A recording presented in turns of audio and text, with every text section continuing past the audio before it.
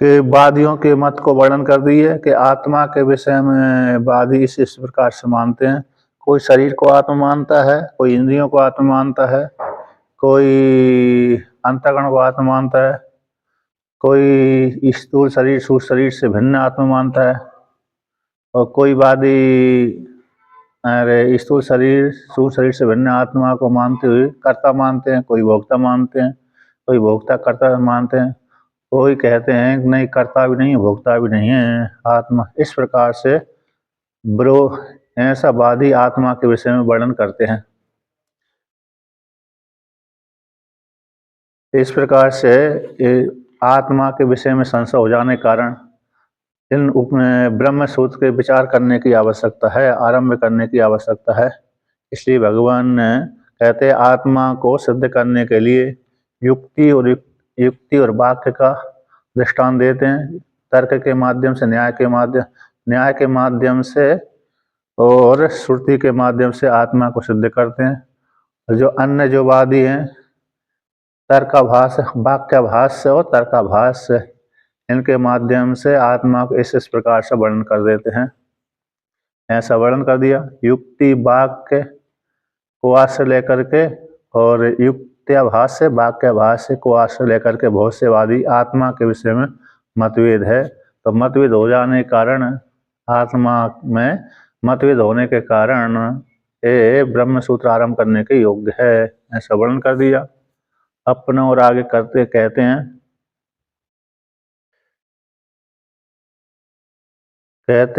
ब्रह्म में विचार करने के योग्य है कि नहीं है। ननु टीका में वर्णन आया था, ऊपर पंक्ति 92 नंबर पृष्ठ पे, ननु संतो भी प्रतिपत्तयः, आत्मा के विषय में बहुत से वादियों के मतभेद हैं। तो तथापि यस्य यनमते श्रद्धा, कि जिस वादी के मत में जिस वादी के मत में श्रद्धा उत्पन्न हो जाती है, तद आश्रयाण उसी वादी के मत के आश्रय कर लेने से तस्य स्वार्थ शेष्यति, उस व्यक्ति के लिए उस वादी के मत के माध्यम से उसका कल्याण हो जाएगा। यानी जिस वादी को कहते हैं कोई व्यक्ति ऐसे साधु बनने गया, महात्मा बनने गया, अब जो उसको पहले टकरा गया, चाहे वैष्णव टकरा गए हों, चाहे सन्यासी टकरा गए हों, चाहे नाथ टकरा गए हों, चाहे उदासीन, उत्तर भारत में तो 4 संप्रदाय जाते हैं, तो इनमें से कोई टकरा जाए तो जिसमें प्रवेश कर जाए, जिस मत में प्रवेश कर जाए, तो वही कहता है इसी मत के माध्यम से हमको क्या हो जाएगा, कल्याण की प्राप्ति हो जाएगी। तो जिस मत में श्रद्धा हो जाती है उस श्रद्धा को आश्रय करके तस् उस व्यक्ति का उस मत के अनुसार ही स्वार्थ सिद्ध हो जाएगा। तो ब्रह्म विचार करने की क्या आवश्यकता है। किम ब्रह्म विचारण आरंभ है, तो ब्रह्म विचार का आरंभ करने की आवश्यकता है।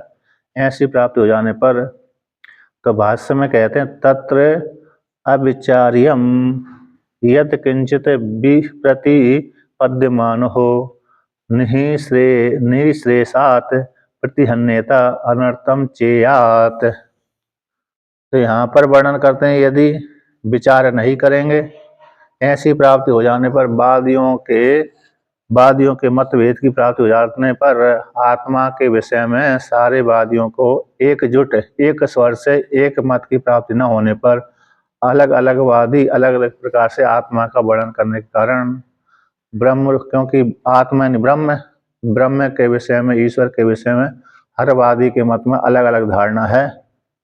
ऐसे ईश्वर के विषय में भी अलग अलग धारणा है और ब्रह्म के विषय में यानी आत्मा के विषय में वादियों की अलग अलग धारणा है। बहुत से वादी ईश्वर को स्वीकार ही नहीं करते, बहुत से स्वीकार करते हैं। तो इस प्रकार से तो कहते हैं बिना विचार करके, उपनिषदों का विचार किए बिना, ब्रह्म का विचार किए बिना, आत्मा के विचार किए बिना यद किंचित प्रतिपद्यमान हो, जो कुछ भी स्वीकार कर लिया, जो कुछ भी यदि स्वीकार कर लिया तो निःश्रेयस प्रतिहन्यता, तो निःश्रेय से यानी निःश्रेय से मोक्ष से वो भटक जाएगा। मोक्ष से भय व्यक्ति क्या हो जाएगा, भटक जाएगा। क्योंकि उसने जो आत्मा को तो पकड़ना चाहिए, आत्मा को ग्रहण करना चाहिए, आत्मा को ग्रहण न करके अन्य को ग्रहण कर लेता है। अन्य को ग्रहण कर लिया, जैसे शरीर को ही आत्मा मान लिया आत्मा को जानने की इच्छा के लिए प्रयत्न कर रहा था, किंतु आत्मा तो नहीं पकड़ने में आई, शरीर को ही आत्मा मान करके रह गया। जैसे इंद्र और विरोचन प्रजापति के पास में गए थे, तो प्रजापति के पास में गए थे तो वहां पर उन्होंने कहा कि आत्मा के विषय हमने सुना है कि आत्मा अजर है, अमृत है, अभय है, इसलिए हे प्रजापति हमको उपदेश कर दीजिए। तो प्रजापति ने दोनों को एक साथ उपदेश कर दिया। यह येषु दक्षिण अग्नि पुरुषो दृश्यते स आत्मा स अजर अमर अमृत अभय, ऐसा छांदोग्य उपनिषद में आता है। तो कहते हैं है जो दक्षिण नेत्र में आत्मा दिख रही है, पुरुष दिख रहा है, या येषु दक्षिणे अक्षण पुरुषः दृश्यते स आत्मा।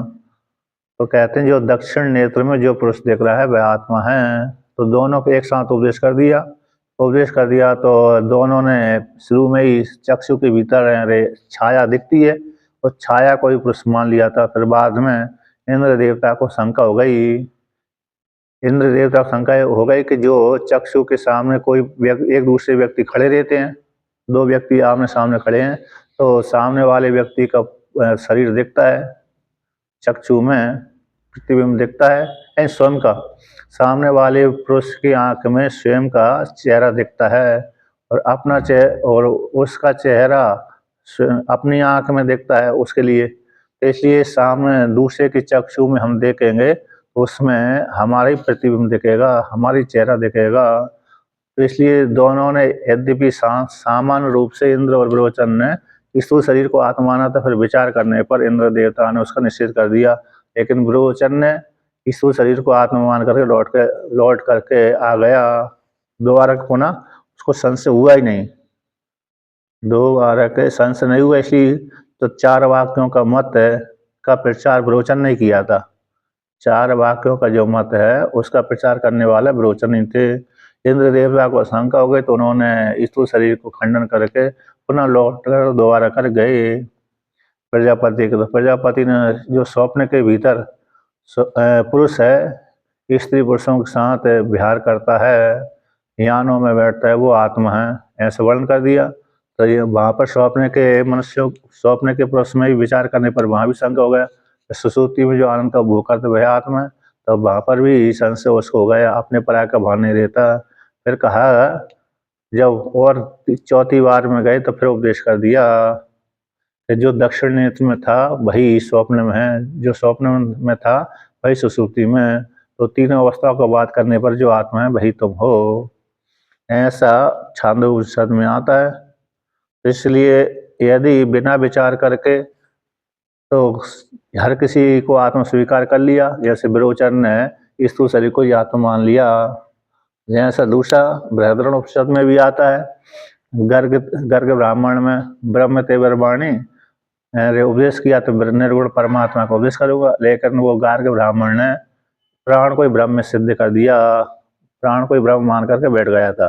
जब प्राण को ही ब्रह्म मान करके बैठ गया तो फिर पुरुषार्थ मोक्ष था, निःश्रेयस मोक्ष था, उससे च्युत हो गया था। लेकिन राजा ने फिर पुनः उपदेश कर दिया।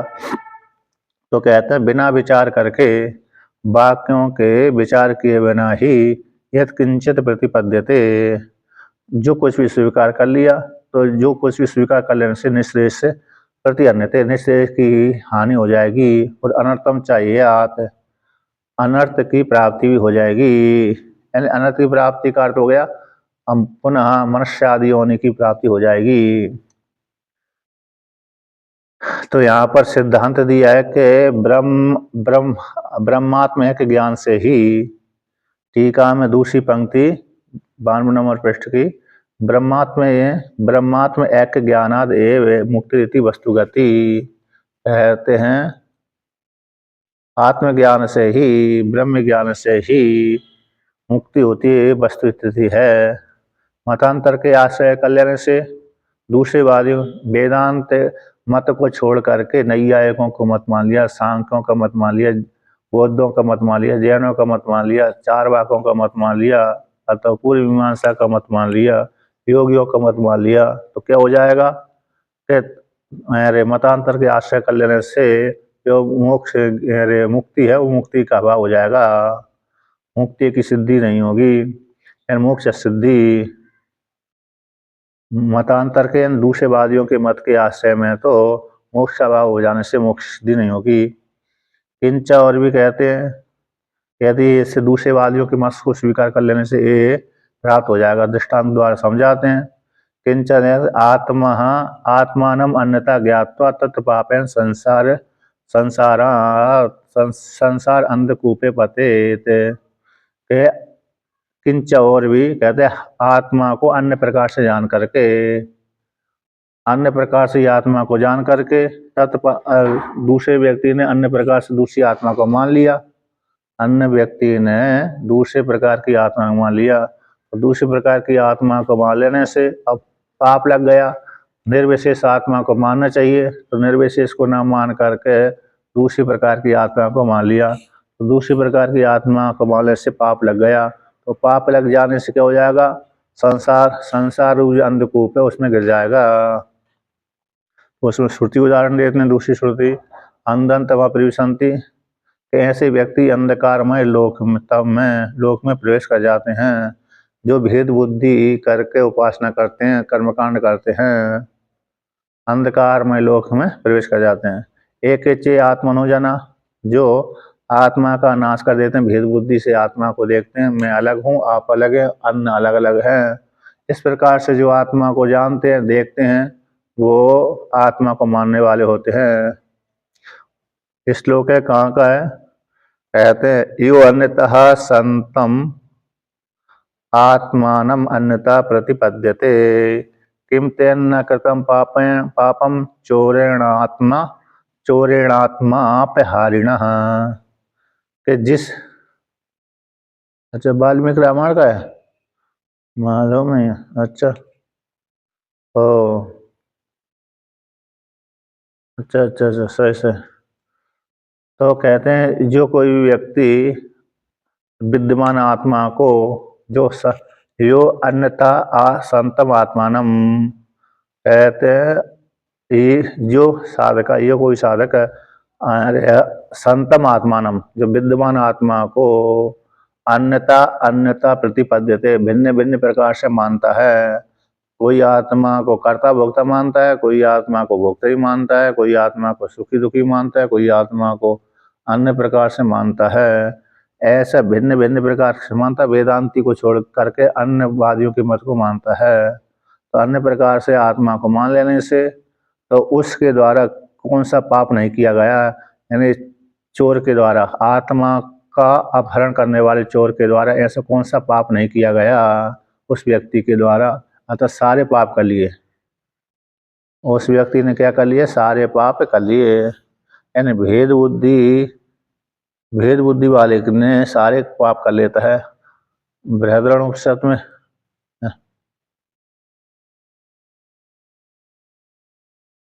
हाँ वही तो है, जिस व्यक्ति ने सारे शरीर में भिन्न भिन्न करके आत्मा मान लिया तो वो चोर हो गया।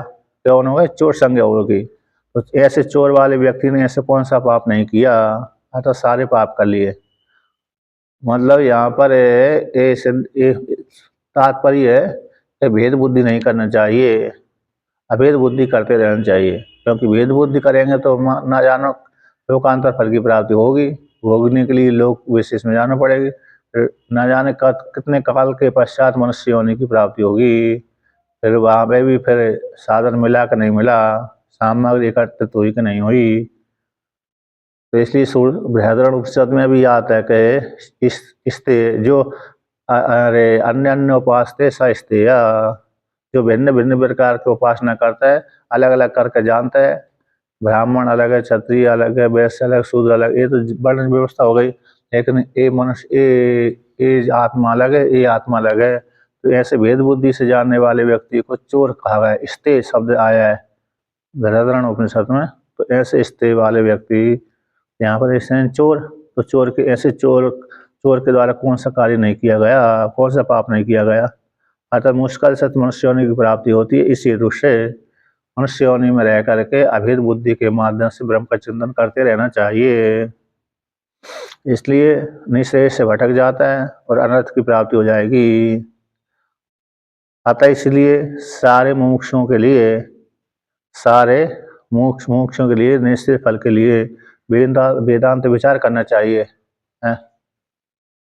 हाँ, ईशावास्योपनिषद का है। उतना ही दृष्टांत उतना ही लिया है क्या नहीं? वहां पर जहां पर जितना काम चल जाए उतना ही ले लेना चाहिए। अधिक की जरूरत नहीं है। अधिक करेंगे तो वो लोग गड़बड़ हो जाएगा। है ना? अधिक में नहीं नहीं, हाँ, मतलब इस पूरा श्रुति लेंगे तो फिर दूसरे आत्मा में प्रयोग करना पड़ेगी। उतनी श्रुति वहां पर लेते हैं,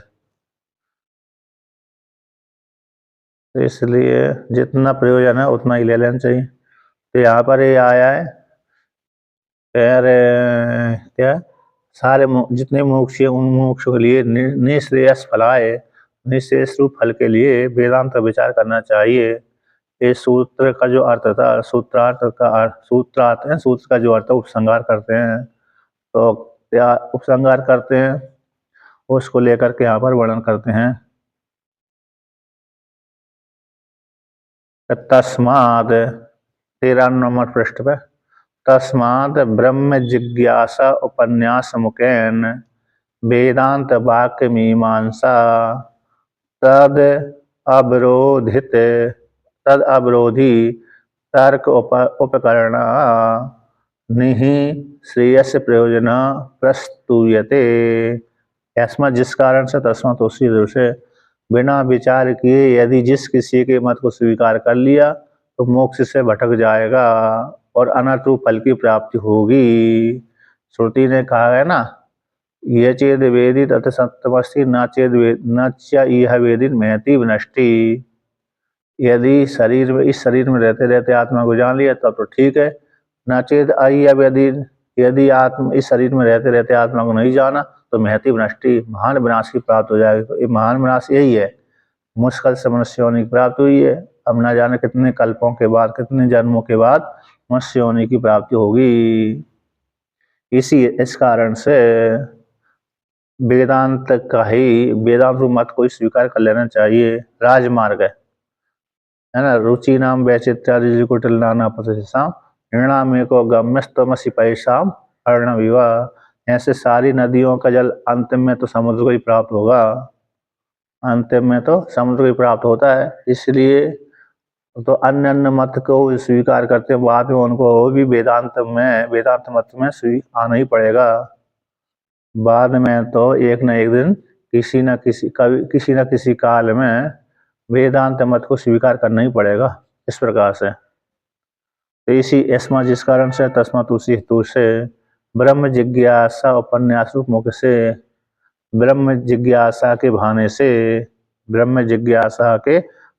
से उपन्यास मुख से बहाने से कथन के कारण वेदांत वाक्यों की मीमांसा, वेदांत वाक्यों का विचार करना चाहिए। और तद अविरोधी तर्क करना, उस वेदांत के पुष्ट करने के लिए, आत्मा को सिद्ध करने के लिए अविरोधी जो आत्मा को पुष्ट करते हैं, आत्मा को सिद्ध करते हैं, ऐसे अविरोधी तर्क हैं। उन तर्कों को सारा लेकर के इन वेदांत वाक्यों का विचार करना चाहिए। इसलिए यहाँ पर कहते हैं निःश्रेयस और प्रयोजन, मोक्ष फल और प्रयोजन, सुख की प्राप्ति दुख की निवृत्ति, ये जो विषय अनुबंध चतुष्ट है, इन अनुबंध चतुष्ट की यहाँ पर सिद्धि होती है। इसलिए ब्रह्म सूत्र आरंभ करना चाहिए, ब्रह्म वेदांत वाक्यों की मीमांसा करना चाहिए, आरंभ करना चाहिए। यानी जो बंधन है अविद्या के द्वारा अध्यस्त होने से, बंधन किसके द्वारा, अज्ञान के द्वारा अध्यस्त है। जीवात्मा अपने को कर्ता भोक्ता मानता है, सुखी दुखी मानता है। ये अविद्या को लेकर के है, बंध अविद्या के द्वारा अध्यस्त होने से। इसलिए तो जीवात्मा सुख चाहता है, कष्ट को छोड़ना चाहता है। इसलिए विषय आदि की प्राप्ति होने से, विषय आदि का सद्भाव हो जाने से, यानी विषय जीव ब्रह्म की एकता, विषय और विषय भाव संबंध हो जाएगा। विषय प्रयोजन सुख की प्राप्ति दुख की निवृत्ति, विषय प्रयोजन संबंध अधिकारी, प्रतिपाद्य भाव अथवा विषय भाव। और सुख की प्राप्ति, दुख की निवृत्ति, प्रयोजन और मुमुक्षुत्व अधिकारी हो गया। तो इसलिए यानी इस लौकिक प्रमाण के द्वारा गत अर्थ वाला न होने से और अधिकारी की प्राप्ति होने से सामान्य रूप से आत्मा की प्रसिद्धि हो जाने, ब्रह्म रूप आत्मा की सामान्य प्रसिद्धि से विषयादि की भावना संभावना होने से वेदांत को विषय करने वाले वेदांत विषया वेदा उपनिषद कांड की मीमांसा पूजित जो विचार है उनको आरंभ करना चाहिए। वेदांत वाक्य मीमांसा शब्द का अर्थ वेदांत को विषय करने वाले वाक्य, मीमांसा पूजित विचार, पूजिता विचारणा, पूजित विचार, जो पूजित विचार है उनका आरंभ करना चाहिए, वेदांत वाक्यों का आरंभ करना चाहिए, यानी तर्क करना चाहिए, विचार करना चाहिए। और कौन सी तर्क देना चाहिए कि वेदांत अविरोधी न, जो वेदांत के साथ विरोध नहीं करते, ये तर्क है। तंत्रांतरस्था यानी उपकरणानि, दूसरे तंत्रों में भी स्थित जो भी साधन है उपकरणानि साधन, ऐसे जिसके है ना दूसरे जैसे कुछ नैयायिकों के भी है, कुछ वो अन्य हैं, लेकिन विशेषतर पूर्व मीमांसा आदि में भी आते हैं। तो दूसरे वादियों में भी जो साधन दिए गए हैं प्राप्ति के छोटे छोटे मार्ग, वो जो साधन लिए गए, और यहाँ पर भी यम नियम आसन आदि तर्क आदि, तो तंत्र यानी अधीन सिद्धांत, अंतर यानी दूसरे में, तो दूसरे वादियों के मत में जितने भी उपकरण हैं ऐसे जिसके मनुष्य की मुख्य प्राप्ति साधन हैं उन सभी का आरंभ करना चाहिए। स्वयं वेदांत मार्ग में जो भी है, अन्य वादियों के मत में भी जो भी आत्मा की प्राप्ति के लिए साधन है उन सारे साधनों का आरंभ करना चाहिए। यानी ब्रह्म की जिज्ञासा करेंगे तो ब्रह्म की जिज्ञासा की प्राप्ति के लिए कर्म कांड उपासना हो गई, यम नियम आसन प्राणायाम हो गया, धारणा धारण समाधि हो गई, और वादियों के मत को खंडन, सिद्धांत का मंडन इत्यादि सारी इसमें आ जाते हैं। इस प्रकार से वर्णन कर दिया। यानी ब्रह्म ज्ञान की इच्छा रूप उक्ति के द्वारा विचार को लक्ष्य करके तत्कर्तव्यता, विचार को लक्ष्य करके उसकी कर्तव्यता, ब्रह्म की कर्तव्यता करना चाहिए। इस प्रकार से सूत्र का आरंभ हो गया। इस प्रकार से प्रथम सूत्र के द्वारा चार अर्थ व्याख्यान चतुष्टय के द्वारा दिखला दिए गए। यानी सूत्र के अनेक तत्व भूषणम, सूत्र के कैसे अनेक अर्थ भूषण कहलाते हैं।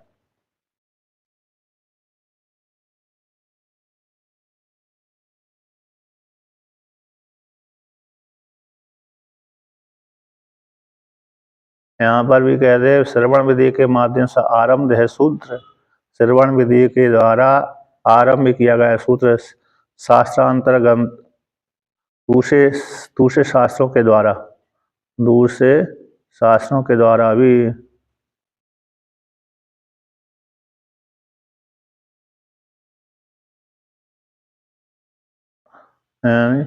यहाँ पर श्रवण विधि से आरंभ किया हुआ सूत्र शास्त्र के भीतर ही रह करके, शास्त्र के भीतर यानी श्रवण विधि के द्वारा यह सूत्र आरंभ किया गया। तो शास्त्र अंतर्गतम, तो शास्त्र अंतर्गतम का अर्थ शास्त्र के भीतर रह करके शास्त्र का आरंभ को प्रतिपादन करता है, शास्त्र के आरंभ का प्रतिपादन करता है।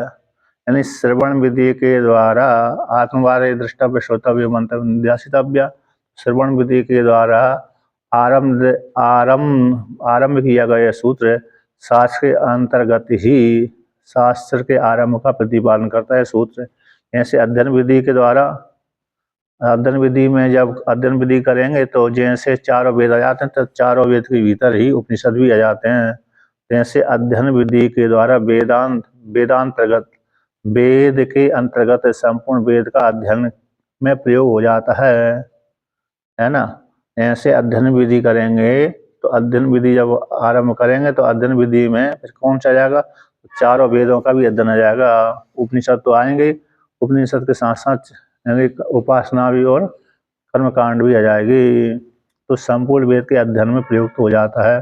उसी प्रकार से श्रवण विधि करेंगे तो श्रवण विधि के माध्यम से आरंभ किया गया सूत्र, तो सूत्र शास्त्र के अंतर भीतर ही शास्त्र आरंभ को प्रतिबंध हो जाता है, फिर यम नियम आदि सारे आ जाते हैं। इस प्रकार से किया।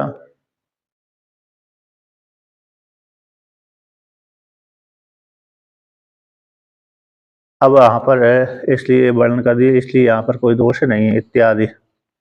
अब ऐसी सिद्धि हो जाने पर अगला सूत्र कहते हैं कौन सा, यहाँ पर आया ना, आत्मवारे दृष्टव्य श्रोतव्य मंतव्य निध्यासितव्य। अब ऐसा वर्णन करने के पश्चात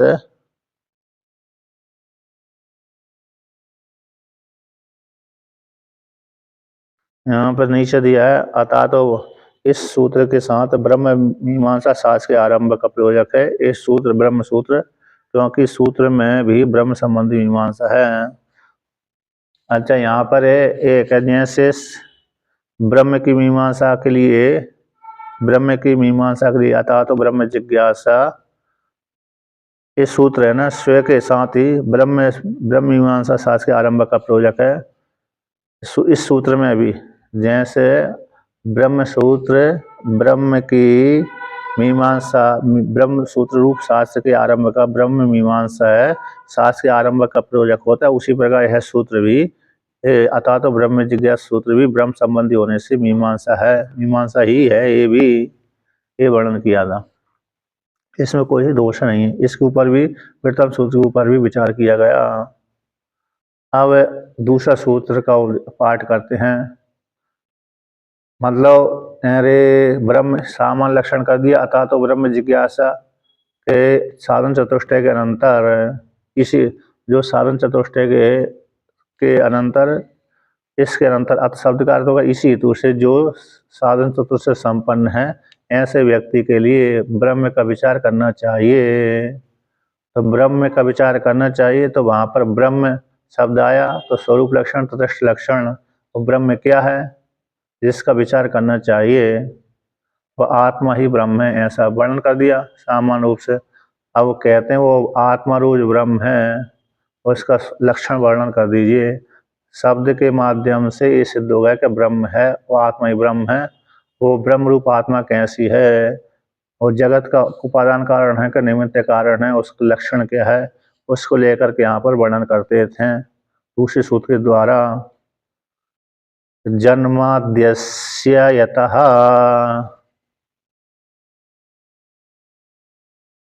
जन्माद्यस्य यतः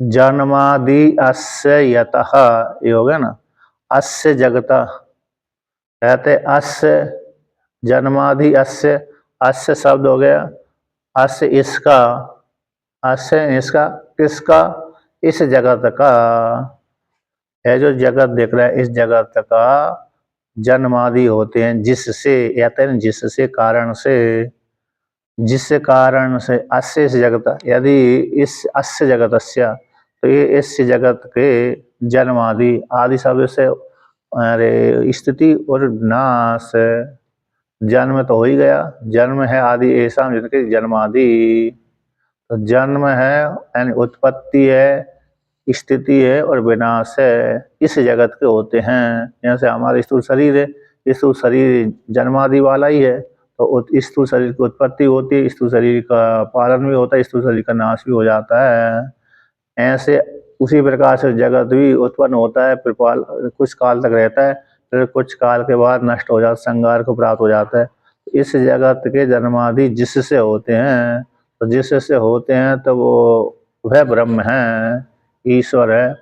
जन्मादि इस जन्मादि का जो कारण है, जन्मादि का जो कारण है, इस जगत, यह जो जगत रूप जन्मादि वाला है, तो ये इसका कारण कौन है, जो है वह ब्रह्म है।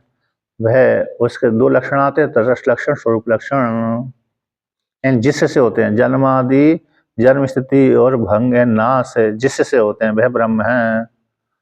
अब पहला अधिकरण अतः तो ब्रह्म जिज्ञासा पहला अधिकरण है, और जन्माद्यस्य जन्मादि दूसरा अधिकरण है। तो इस अधिकरण उस पहले अधिकरण के साथ दूसरे अधिकरण की संगति का वर्णन कर देते हैं। पहले अधिकरण के साथ दूसरे अधिकरण की संगति वर्णन करते हैं। इसमें क्या संगति है? क्योंकि ये जन्म एक श्रुति आती है, ये तो वही ईमानी भूतानी एन जातान जीवंती यत प्रंति अभिशमिशंति, तैतृय उपनिषद में। तैतृय उपनिषद की श्रुति को यहाँ पर आधार बनाया है। कौन सी श्रुति को? तैतृय उपनिषद की श्रुति को, है ना। तो तैतृय उपनिषद में यह तो वही ईमानी भूतानी, यह तो वही ईमानी भूतानी एन जातानि प्रयंति अभिशंबिशंति, यह तो वही ईमानी भूतानि जायन्ति यत प्रयंति अभिशंबिशंति, जिससे परमात्मा से ये सारे भूत उत्पन्न हुए हैं। यह तो वही ईमानी भूतानि, जिससे, तो यह तो वही ईमानी भूतानि, ईमानी भूतानि ये पंच महाभूत देख रहे हैं, पंच पृथ्वी जल तेज वायु आकाश, ये पंच महाभूत जिससे उत्पन्न होते हैं। तो यहाँ पर सूत्र में भी यथा आया है और श्रुति में भी यह तो वही ईमानी भूतानि। तो श्रुति में यह था जिससे, कारण से, तो जन्म आदि किसके? जगत के, अस्य जगत से, इस जगत के जन्म आदि होते हैं। तो श्रुति में कहते हैं यह तो वही ईमानी भूतानि जायन्ते, जिससे ये पांच भूत उत्पन्न होते हैं, जिसमें ये पांच भूत रहते हैं, फिर जिसमें जाकर संगार हो जाते हैं। ऐसे जो परमात्मा है, ऐसा वो परमात्मा है। इस प्रकार से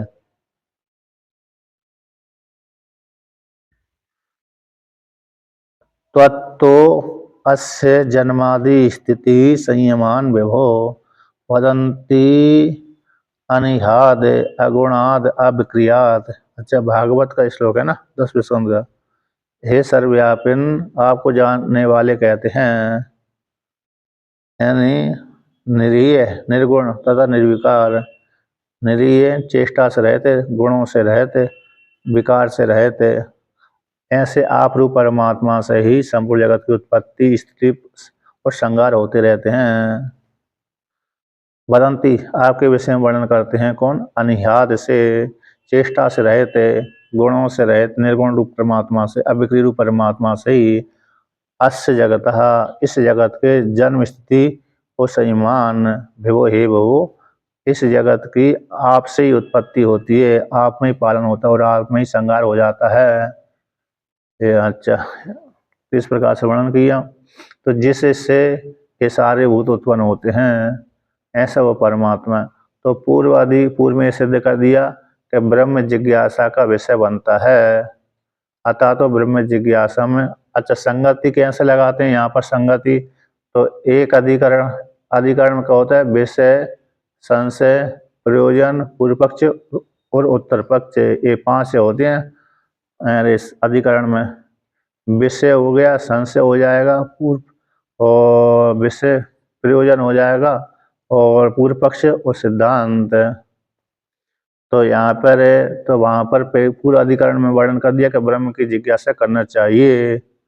अब ब्रह्म की जिज्ञासा करना चाहिए ऐसा वर्णन कर दिया, किंतु यहाँ पर ब्रह्म हो तो विचार करना चाहिए, ब्रह्म है ही नहीं तो विचार करने की क्या आवश्यकता है। तो उसके लिए यहाँ पर, इसलिए ब्रह्म पूर्व में तो सिद्ध कर दिया, साधन चतुष्टय के संपन्न के अनंतर ब्रह्म में जिज्ञासा करना चाहिए मोक्षों के लिए, ठीक है।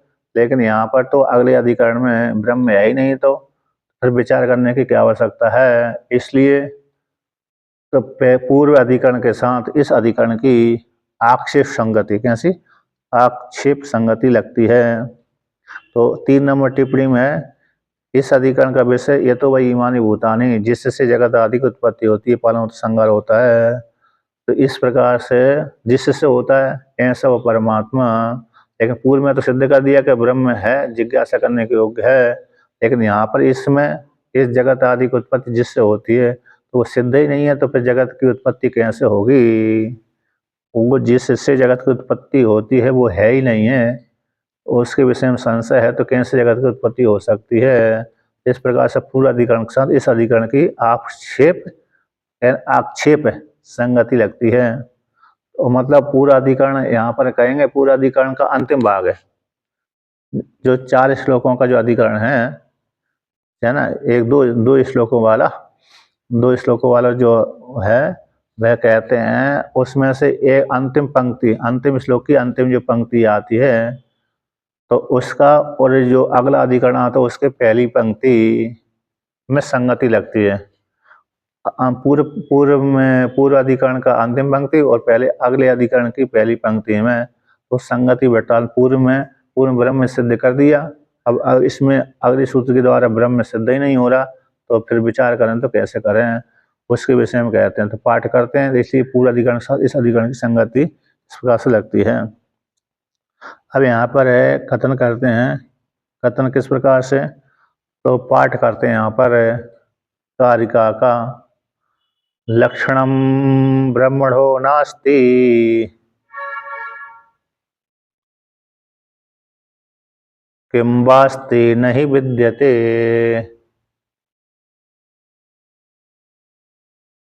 जन्मादेरन्यनिष्ठत्वात्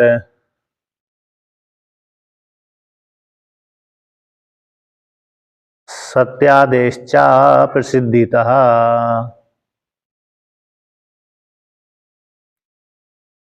ब्रह्मनिष्ठं कारणत्वं स्यात्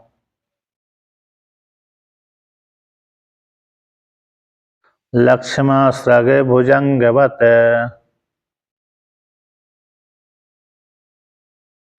लौकिकान्येव सत्यादीन्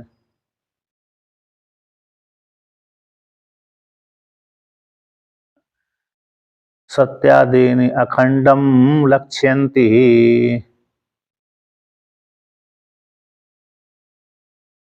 तो यहाँ पर वर्णन किया कि ब्रह्म का जो लक्षण है वो ब्रह्म है अथवा नहीं, ब्रह्म का लक्षण हो भी सकता है अथवा नहीं हो सकता। ब्रह्मणो लक्षणम इति ब्रह्म लक्षणम, ब्रह्म का पूर्व सूत्र में वर्णन कर दिया था, अतः तो ब्रह्म जिज्ञासा, ब्रह्म की जिज्ञासा करना चाहिए साधन चतुष्टय के अनंतर। तो उसका लक्षण बनता है अथवा नहीं है, ब्रह्म की जिज्ञासा तो करना चाहिए ठीक है, लेकिन उसका लक्षण बनता है कि नहीं बनता, उसका क्या लक्षण है, प्रसिद्ध है कि नहीं प्रसिद्ध है। तो इसलिए ब्रह्म का लक्षण क्या है, क्या है, हो भी सकता है तो नहीं हो सकता। ब्रह्म का लक्षण अतः तो ब्रह्म जिज्ञासा के माध्यम से सिद्ध कर देने के पश्चात तो ब्रह्म का लक्षण नास्ति व अस्ति व, ब्रह्म का लक्षण है अथवा नहीं है, इस संशय वाक हो गया। ब्रह्म का लक्षण हो भी सकता है अथवा नहीं हो सकता, इस संशय हो जाने पर पूर्व पक्ष आ जाता है। विषय ब्रह्म ही है और संशय कौन सा हो गया, ब्रह्म का लक्षण हो सकता है अथवा नहीं हो सकता। यदि नहीं हो सकता तो विचार करने की आवश्यकता है ही नहीं है, आरंभ करने की आवश्यकता है ही नहीं है। यदि है तो कैसा है वो, ब्रह्म का लक्षण बना ही नहीं तो फिर विचार करने की आवश्यकता नहीं है। बन भी गया तो फिर कैसा है, गुण वाला है कि अगुण वाला है, इस प्रकार से ऐसी प्राप्ति हो जाने पर कहते न पूर्व पक्षी आता है तो न विद्यते ब्रह्मणो लक्षणम, ब्रह्म का लक्षण विद्यमान नहीं होता। क्यों कि ब्रह्म से इस जगत की उत्पत्ति होती नहीं है। पूर्व मीमांसा कहते हैं कि ब्रह्म से जगत की उत्पत्ति होती नहीं, ब्रह्म तो असंग कूटस्थ है, आप मानते हैं ब्रह्म के विषय में कैसे मानते हैं आप, असंग है कूटस्थ है। जैसे समुद्र में समुद्र स्थायी रूप से पड़ा उसी प्रकार से बना रहता है, जब भी देख रहे हो उसी प्रकार समुद्र रहता ही है, उसी प्रकार से आत्मा भी ब्रह्म भी इसी प्रकार से कुछ करता धरता नहीं है, उससे जगत आदि की उत्पत्ति नहीं हो सकती। और जो ब्रह्म में जो ब्रह्म के सत्यत्वादि गुण है वो तो जगत के हैं सत्यत्वादि गुण। जन्मादे अन्यनिष्ठत्वात्, जन्मादे अन्यनिष्ठत्वात् सत्यादिश्च अप्रसिद्धिता, कि जो जन्मादि होते हैं ब्रह्म, आप तो ब्रह्म के विषय में एक तो जगत पूर्व मीमांसा के अनुसार तो जो जगत है वैसे ही बना ही रहता है, उत्पत्ति नाश स्थिति नहीं होते। श्रुति के अनुसार जन्म उत्पत्ति प्राप्ति और संहार होता है जगत का। तो यदि मान भी लिया श्रुति के अर्थ, श्रुति के साथ कौन विरोध करेगा, श्रुति की वाक्य को माननी पड़ेगी। श्रुति तो प्रमाण है, स्वतः प्रमाण है, परता प्रमाण नहीं है। अन्य अन्य जो सूत्र होते हैं परता प्रमाण कहलाते हैं। श्रुति को छोड़ करके पुराण है स्मृति ग्रंथ परता प्रमाण कहलाते हैं। यानी वेद का आश्रय लेना पड़ती है उनको अपने वाक्य को पुष्ट करने के लिए, अपने मत को पुष्ट करने के लिए श्रुति को आश्रय लेना पड़ती है। श्रुति को अपने को सिद्ध करने के लिए, प्रमाणित करने के लिए दूसरे की आवश्यकता नहीं होती। किंतु स्मृति ग्रंथों को सिद्ध करने, अपने को सिद्ध करने के लिए, पुष्ट करने के लिए श्रुति की आवश्यकता होती है। इसलिए श्रुति ने कह दिया कि तो वह ईमानी भूतान जायन्ते, इस परमात्मा से जगत की उत्पत्ति होती है, पालन तो संहार होता है ब्रह्म है, ऐसा श्रुति ने वर्णन किया था। तो वहां पर जिससे आया ये तो वही ईमान भूतान जायन्ते यत् प्रयन्ति अभिसंविशन्ति, जिससे उत्पन्न होते हैं, इस वाक्य में तो यहाँ ब्रह्म नहीं आया है। ये तो वही ईमान भूतान जायन्ते यत् प्रयन्ति अभिसंविशन्ति, इतने वाक्य में ब्रह्म शब्द नहीं आया। तो जिससे होते हैं तो ब्रह्म लेना है तो किससे होगा, आगे पीछे शब्द वहां पर प्रकरण देखना पड़ेगी, तब वहां से मालूम पड़ेगा ब्रह्म से उत्पन्न हुआ तो आत्मा से। इस प्रकार तो जन्मादि कहते, जन्मादि अन्यनिष्ठत्वात्, जन्मादि अन्यनिष्ठ है, अर्थात सांख्यवादी कहते हैं कि भाई इस जगत की उत्पत्ति में मूल कारण कौन है, प्रकृति है हमारी। नैयायिक कहते हैं परमाणु से जगत की उत्पत्ति होती है, निमित्त कारण तो ईश्वर है ये, लेकिन परमाणु के माध्यम से जगत की उत्पत्ति होती है ईश्वर की प्रेरणा से एकत्व करके। सांख्य दर्शन वाले कहते हैं अन्यनिष्ठत्वात्, प्रकृति जगत की उत्पत्ति है, करती है, प्रकृति जगत की कर्ता कहलाती है, प्रकृति इस जगत की उत्पत्ति होती है। ये सांख्य मत वाले कहते हैं, मीमांसक तो पूर्व मीमांसक तो कहते हैं भाई आपस में झगड़ा क्यों कर रहे हो, जगत तो जैसा है वैसे ही है, जो महाप्रलय होता ही नहीं है तो जगत की उत्पत्ति कहाँ से होगी, है ना। और अन्य और बौद्ध आदि आ जाते हैं तो बौद्ध कहते हैं भाई भ्रम का पाल के बैठे हो, सब कुछ बुद्धि है, कोई कहते सब कुछ शून्य है। इसलिए तो जन्मादि अनिष्टत्वात्, सांख्य दर्शन के अनुसार प्रकृति जन्म जगत की उत्पत्ति में हेतु बनती है, और नैयायिक की दृष्टि से कहें तो परमाणु से जगत की उत्पत्ति होती है। तो अनिष्टत्वात् सांख्य दर्शन के अनुसार और नैयायिकों के दर्शन के अनुसार मान लेना चाहिए, अन्यवादियों के मत के मत से मान लेना चाहिए।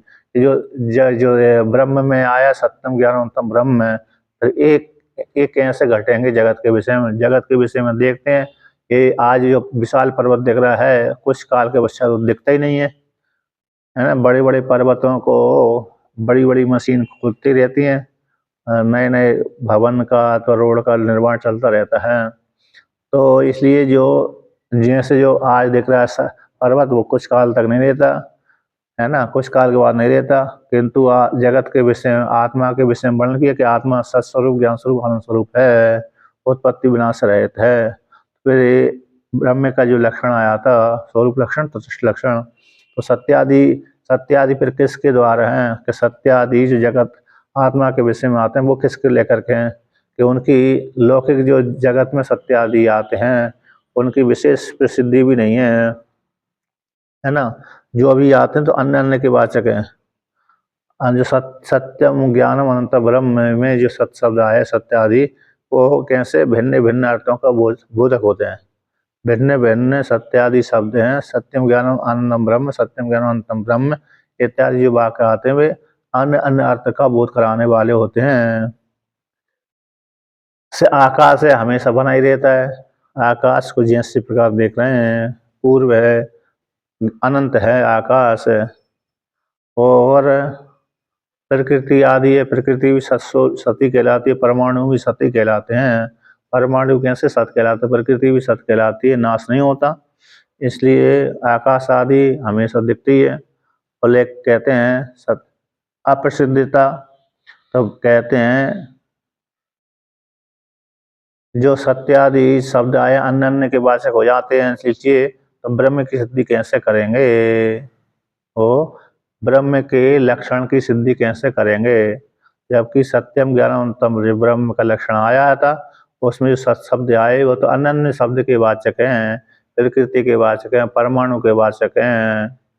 तो परमाणु प्रकृति आदि के वाचक हो जाने से तो ब्रह्म तो लोक में प्रसिद्ध है ही नहीं है, जब लोक में प्रसिद्ध है नहीं तो फिर वे सत्यादि शब्द कैसे आत्मा के लक्षण को बोध कराएंगे, तटस्थ लक्षण अथवा स्वरूप लक्षण दोनों को कैसे बोध कराएंगे। इसलिए दोनों लक्षण नहीं बन रहे, ब्रह्म के लक्षण जो तटस्थ लक्षण और स्वरूप लक्षण है ये बन नहीं पा रहे। तो पूर्व पक्ष यहाँ तक पूर्व पक्ष आ गया, तो ब्रह्म का लक्षण है या तो नहीं है, संशय विकल्प था, संशय था, तो पूर्व पक्षी ने कहा नहीं न विद्यते, क्योंकि जन्मादि का कारण दूसरा ही है, अनिष्टत्वात् जन्मादि का जन्म उत्पत्ति पालन संहार, ये तो इसका कारण तो दूसरा ही है, निमित्त कारण निमित्त कारण का हुआ तो उपादान कारण का हो। दूसरा ये सत्य आदि जो है, तो सत्य आदि शब्द प्रकृति माते है, प्रकृति अनंत भी है, सत्य भी है, परमाणु हमेशा बने रहते हैं। इसी लोक में ब्रह्म की प्रसिद्धि है ही नहीं है। ये प्रसिद्धि न होने से सत्य आदि अन्य के वाचक हो जाने से इसलिए ब्रह्म का लक्षण नहीं बन सकता। ब्रह्म का लक्षण नहीं बना तो फिर ब्रह्म सूत्र का आरंभ करने की आवश्यकता नहीं है। ब्रह्म के न स्वरूप लक्षण बन पाया, न तटस्थ लक्षण बन पाया, इसलिए ब्रह्म सूत्र आगे आरंभ करने की आवश्यकता नहीं है। ऐसी प्राप्ति हो जाने पर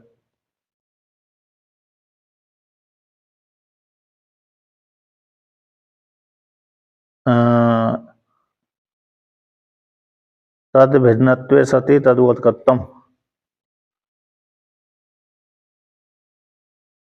तद भिन्नत्वे सति उसके स्वरूप से पृथक होता हुआ ही उसका बोधक कहलाता है।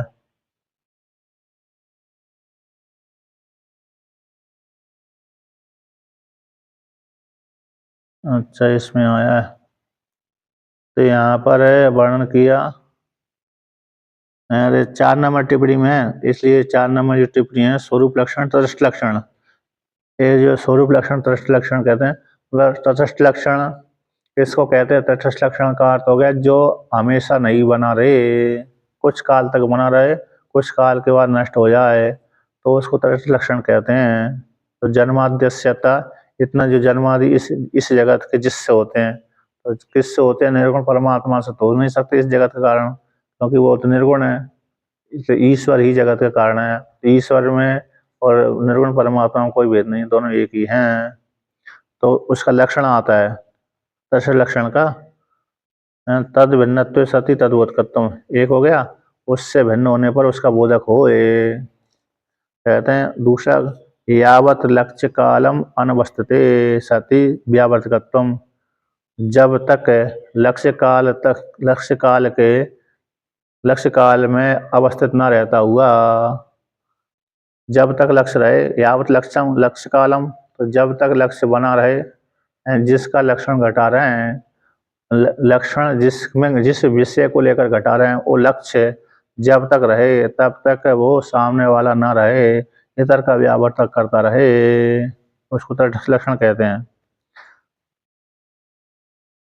अन्य पदार्थों से लक्ष्य का भेद कर है, तटस्थ लक्षण का मतलब जितने काल तक मूल रहे, जितने काल तक मूल रहे उतने काल तक दूसरा वो ना रहे और दूसरे का व्यावर्तन करता रहे, उसको तटस्थ लक्षण कहते। तटस्थ लक्षण है ना, तीनों कालों में नहीं रहता है, यानी ईश्वर हमेशा तीनों कालों में एक जैसा नहीं रहता।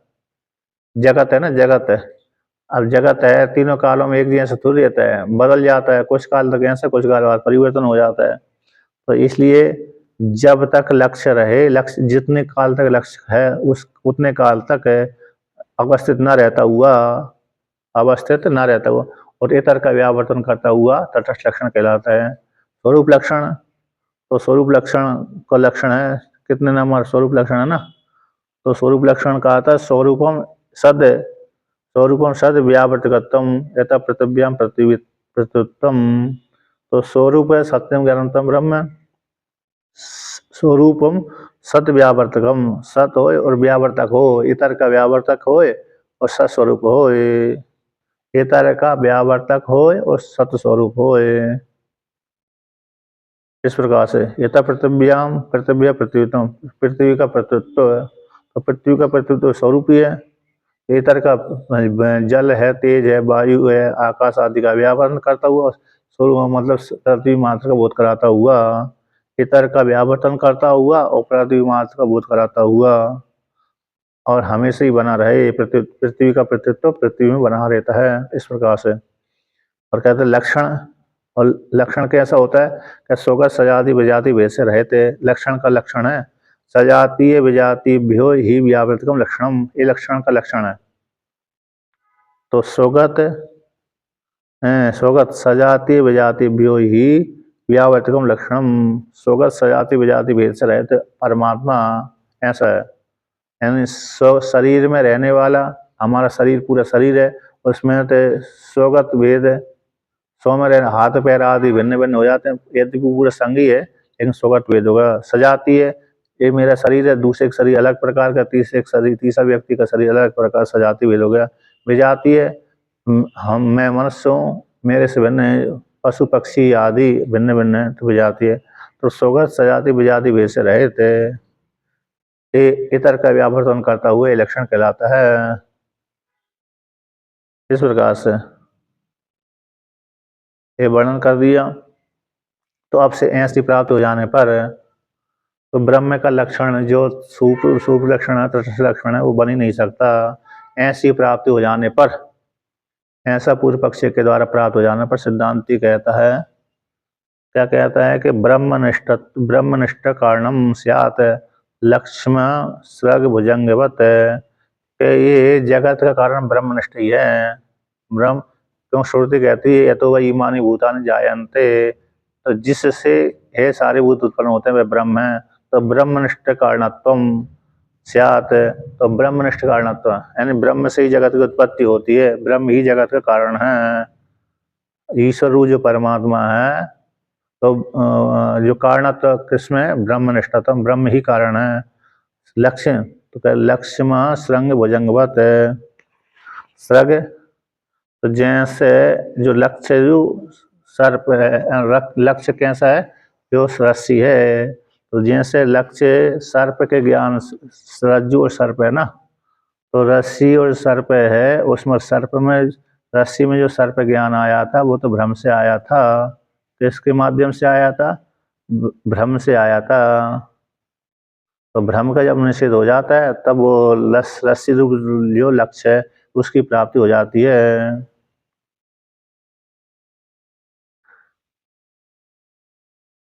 अच्छा, यहाँ पर ये आया कि जो लक्ष्य तो स्रग भुजंगवत है, यहाँ पर है स्रग भुजंगवत, स्रग यानी माला और भुजंग यानी सर्प, यानी जो माला है, तो जैसे यहाँ पर इसमें इत्यादि है ना, यानी तटस्थ लक्षण आदि को लेकर के वर्णन कर दिया। जो सर्प है वही माला है, यानी बाद सामानाधिकरण के माध्यम से यहाँ पर ब्रह्म का तटस्थ है।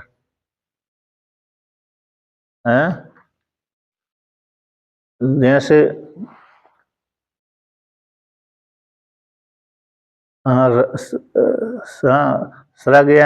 स्रग यानी माला होती है, और भुजंग यानी सर्प होता है। तो मतलब रस्सी में, जैसे रस्सी में स्रग यानी माला, तो माला में जैसे सर्प का भ्रम हो जाता है, तो जो सर्प जो माला है वह, जो सर्प है वो माला है, जो सर्प है वही माला है, यानी जो सर्प है वही माला है। ऐसा जो वर्णन कर देते हैं स्रग भुजंगवत, तो यहाँ पर बात करते जो स्रग है माला, जो माला थी उस सर्प दिखने लगा, जो यह रस्सी नहीं है बल्कि सर्प है, यह रस्सी नहीं है बल्कि सर्प है। तो जो सर्प है जो वही माला है, तो जो सर्प है वही माला, ऐसा जो दिखने लगा। तो यहाँ पर बाद को करके जो सर्प है वही माला है, ऐसा वर्णन करने पर कहते हैं लक्ष्य, तो बाद के माध्यम से, तो हमेशा जो रस्सी में सर्प दिख रहा था, हमेशा यह जो रस्सी नहीं है बल्कि सर्प है, ऐसा जो दिख रहा था, जो रस्सी है वो सर्प ही है। तो जो सर्प है तो दिख रहा था, लेकिन वो जो सर्प था वही रस्सी हो गई, जो सर्प है वही रस्सी हो गई। अब तो जो माला थी वही भुजंग हो गया, जो माला थी, जो है माला में भी कभी कभी सर्प है, तो सर्प है, जो सर्प है, सर्प जैसे सर्प था वही है माला की आकृति के पड़ा हुआ था। कभी कभी हो जाता ना सर, कई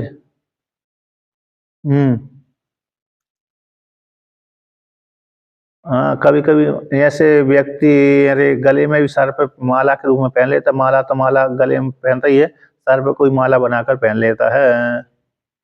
तो यहाँ पर जिस प्रकार से, तो यहाँ पर तटस्थ लक्षण के अनुसार कहेंगे तो हमेशा जो श्रग और भुजंग के समान, श्रग और भुजंग के वत है ना, श्रग और भुजंग के समान वत शब्द आया ना, तो यहाँ पर इस प्रकार से तीनों कालों में सृग भी नहीं रहते, माला भी नहीं रहती। कुछ काल तक माला है, कुछ काल के बाद में माला नष्ट हो जाती है।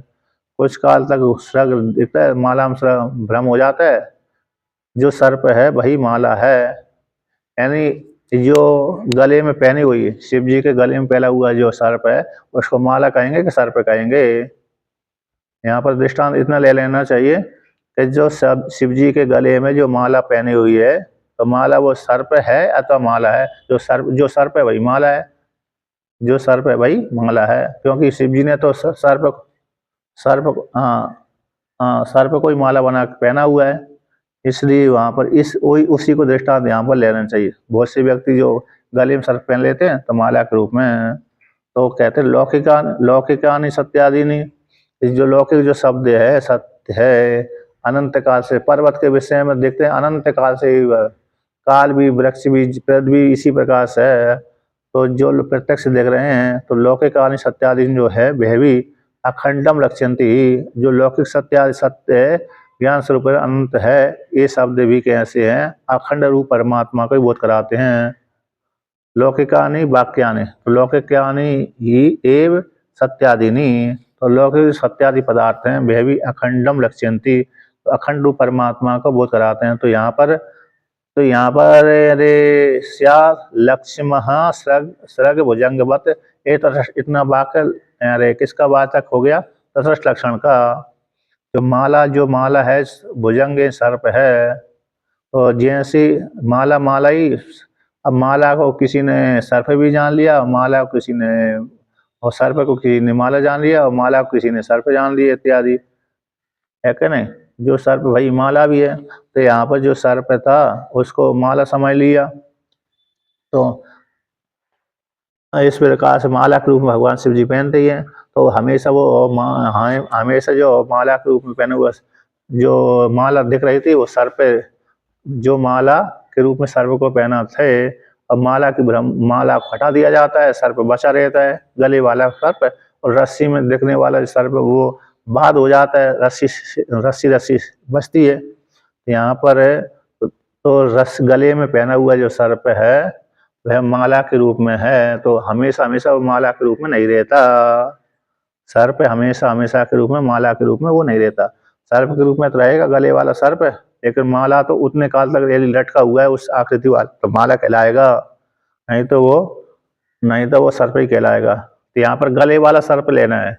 ये जो दृष्टांत आया ना, तो तटस्थ लक्षण के अनुसार तीनों काल जो न रहे, 2 काल में तक बना रहे, उसको तटस्थ लक्षण कहते हैं। लक्ष्म शब्द लक्ष्य का बोध कराते हैं। तो लौकिकानि सत्यादि, जो लौकिक शब्द भी के विषय में सत्यादि प्रयोग किए जाते हैं। ऐसे अनंत काल से हम ये पर्वत को देख रहे हैं। नदी भी उसी प्रकार से सब दिख रही है। नदी है, पर्वत है, वृक्ष, नदी, पर्वत, देश विशेष, ये सत्य कहलाते हैं। पृथ्वी आदि सत्य कहलाती है। तो इसमें भी सत्य के लौकिक सत्य भी कैसे अखंड परमात्मा के बोध कराते हैं। इसी तटस्थ लक्षण कौन होगा, सत्यम ज्ञानंद। तटस्थ लक्षण और जन्माद्य से होता, और सृग भुजंग के समान ये तटस्थ लक्षण का वाचक हो गया। और सत्यम ज्ञानम ब्रह्म, सत्यम ज्ञानम अनंत ब्रह्म, ये स्वरूप लक्षण का बोध कराने वाला हो गया। इस प्रकार से वर्णन कर दिया। ठीक है ना। अब आगे का पाठ फिर कल करें। स्वरूप लक्षण हमेशा बना रहेगा, तटस्थ लक्षण कुछ काल तक रहेगा। ऐसे दृष्टांत यहाँ पर तटस्थ लक्षण का सृग भुजंगवत है। जैसे गले में पड़ा हुआ सर्प है, माला का रूप धारण किया, सर्प तो है ही है, माला का रूप धारण किया, माला के आकृति में डाल किया, तो सर्प भाई माला है। इस प्रकार तो बाद हो जाता है, फिर वो उसका माला का बाद हो जाता, सर्प बचा रहता है। इस प्रकार से तो तीनों कालों में जो न रहे उसको तटस्थ लक्षण कहते हैं, जो तीनों कालों में बना रहे उसको स्वरूप लक्षण कहते हैं। ये सिद्ध हो गया।